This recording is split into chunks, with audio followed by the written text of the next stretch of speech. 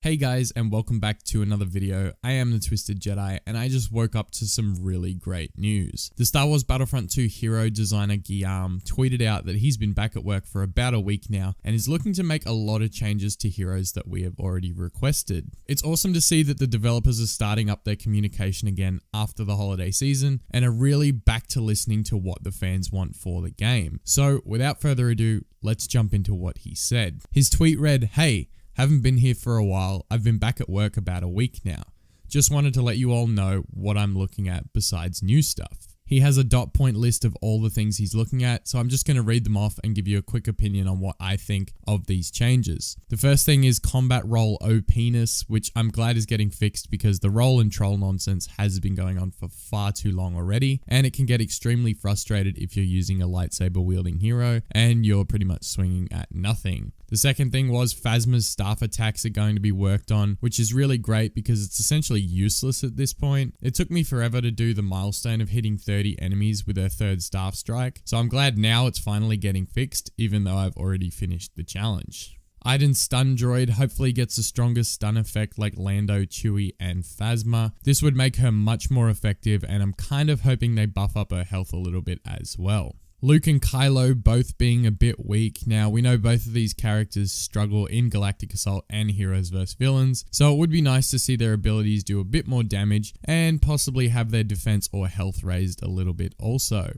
For two Force users, this definitely needs to be an essential, and I feel like they should be on the same level as Rey and Darth Maul, as well as Vader and all of the other characters. So it's definitely something that needs to be worked on, and hopefully Kylo and Luke get fixed, because I'll definitely be using both of them a lot more if this happens. He went on to say that the next thing was Yoda being a bit weak in Heroes vs Villains, which is definitely true. Even with the star card that deals bonus damage to enemy villains, he's still very underpowered, so hopefully they fix this and Yoda gets fixed for Heroes vs Villains. I think he's fine in Galactic Assault, but definitely in HVV he's got to be sorted out. Apparently Rey is a bit too strong and so is Bosque, but I haven't really had too many issues with either of them. If you make Luke and Kylo better, then Rey is fine just where she is, and the only thing I could think of changing about Bosque is maybe his damage per second with the Deoxys grenade. So if you fix that, I think it's going to be really well balanced once you change Luke and Kylo, and maybe just take Bosque's damage per second down a little bit. And lastly, the one we've all been waiting for, have a look at Chewbacca. Now, obviously, Chewie is way too overpowered in Heroes vs Villains, so he's definitely going to be getting a nerf. And I feel like his Furious Bowcaster is the exact spot where to start. I don't think any of his other abilities need nerfing at all, but the Furious Bowcaster definitely does way too much damage. And if it is used in combination with the shock grenade, it's just going to be an absolute mess. So definitely nerf the Furious Bowcaster. That's going to be the biggest thing for Chewie. He also answered some comments on the post saying they have bugs filed for Iden's emotes, which don't seem to be working. He also said he will dig into the hero's abilities freezing in Heroes vs Villains.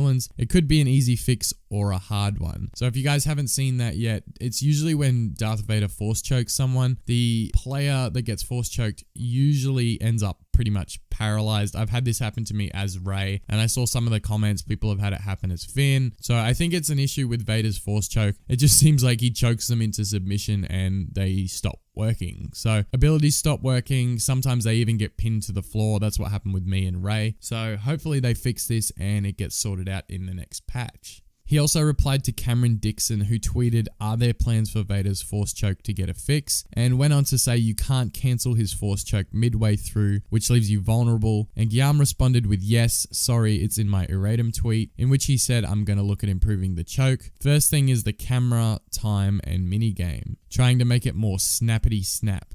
Apparently, whatever that means. But hopefully it sorts everything out with Vader's force choke. And lastly, he mentioned looking at the EE3 for Boba Fett and that the numbers were very low at a distance. I completely agree with this. I think Boba's EE3 needs to be buffed a little bit because it does next to no damage. And now that his rockets do much less damage, I think the EE3 should be buffed up a little bit just to balance it out more. I find myself only using the rockets when being Boba Fett, but his blaster does essentially nothing at this stage. So the fact that they're looking at that, hopefully they give it a bit more damage and it'll sort everything out. So guys, that's all the changes being worked on for the current hero builds in hopes for the next patch release. I hope you all enjoyed this video. If you did, please leave a thumbs up and comment down below. If you are new to the channel, please be sure to subscribe and help me reach my first 2018 goal of 1,000 subscribers. As always, thanks for tuning in. I am the Twisted Jedi, and may the Force be with you.